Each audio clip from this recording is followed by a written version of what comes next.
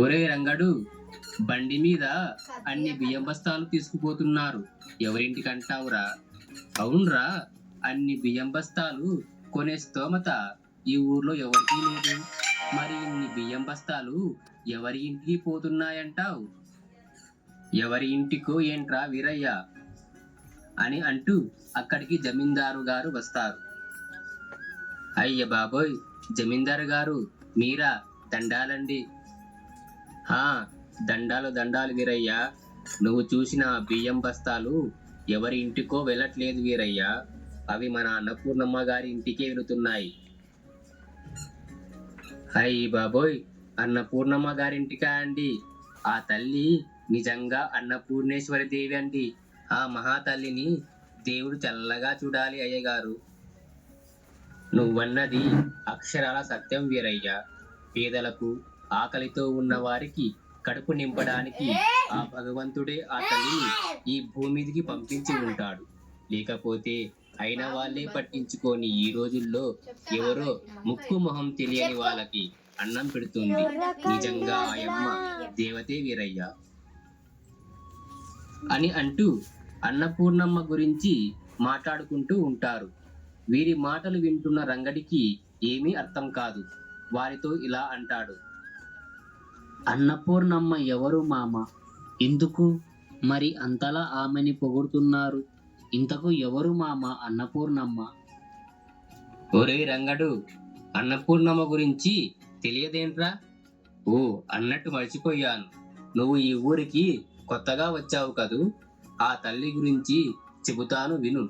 నేను ఒకరోజు పని మీద పక్క ఊరికి వెళుతున్నాను అని అంటూ తన జీవితంలో అన్నపూర్ణమ్మతో జరిగిన సంఘటన గురించి చెప్పసాగాడు.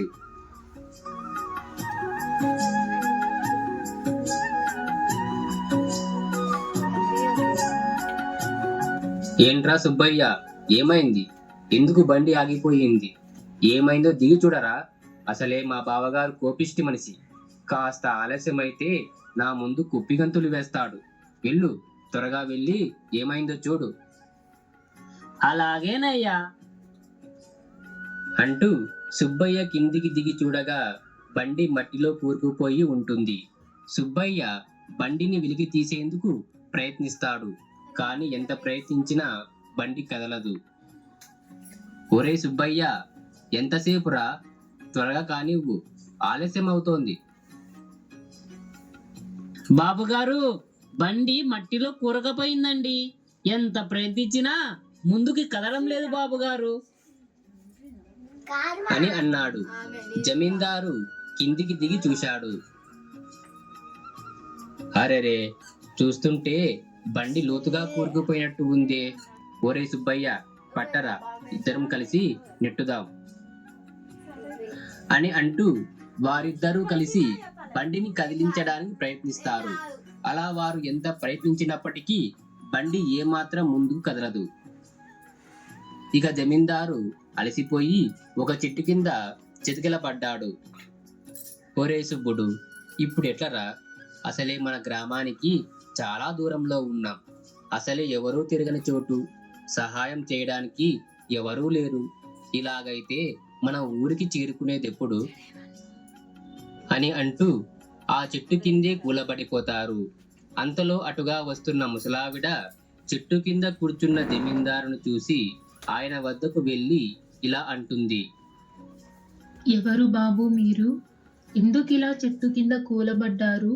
ఎక్కడికైనా ప్రయాణం అవుతున్నారా నాయనా? అని అడిగింది. దానికి జమీందారు కొంచెం ఓపిక తెచ్చుకొని లేచి నిలబడి, అవునమ్మా, నేను రామాపురం నుండి వస్తున్నాను. పక్క ఊరికి పని మీద వెళుతున్నాను. ఇదిగో వస్తున్న మార్గంలో ఈ బండి మట్టిలో కూరుకుపోయింది. ఎంత ప్రయత్నించినా కదలడం లేదమ్మా. అసలే మా ఊరు ఇక్కడికి చాలా దూరం. ఇక్కడ సహాయం చేయడానికి ఒక్కరూ లేరు. ఏం చెయ్యాలో తెలియక ఈ చెట్టు కింద చితికిల పడ్డాం అని అన్నాడు.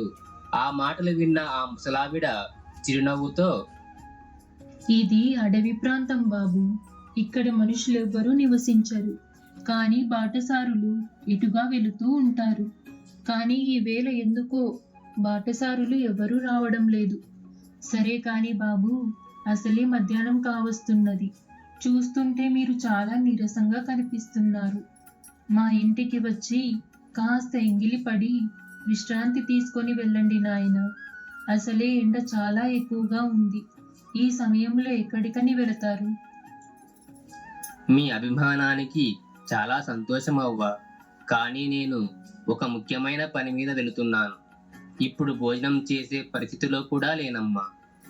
ఒరేయ్ సుబ్బయ్య, పదరా, ఇంకోసారి ప్రయత్నిద్దాం అని సుబ్బయ్యని పిలిచి మరోసారి మట్టిలో కూరుకుపోయిన బండిని వెలికి తీయడానికి ప్రయత్నిస్తారు. వారెంత ప్రయత్నించేటప్పటికీ బండి కదలదు. చూడు నాయనా, చూస్తుంటే మీరేమో నీరసంగా ఉన్నారు. ఇప్పుడు మీ బలమంతా ఉపయోగించి ప్రయత్నించినా ఆ బండి కదలదు. అందుకే కాస్త భోజనం చేసి మనసును నిర్మలపరిచి ప్రయత్నించండి. మీ ప్రయత్నం సఫలమవుతుంది అని అంది ఆ ముసలావిడ. జమీందారు కొద్దిసేపు ఆలోచించి, మీరన్నది నిజమేనమ్మా. మనసు స్థిమితంగా లేకపోతే ఏ ప్రయత్నము ఫలించదు. సరే అమ్మా, పదండి అని అంటూ వారందరూ కలిసి ఆ ముసలావిడ ఇంటికి బయలుదేరుతారు. ఆమె వారిద్దరికి భోజనం వడ్డించింది. వారిద్దరూ భోజనం చేస్తూ, అమ్మా, మీరెవరు? మీ పేరేమిటి?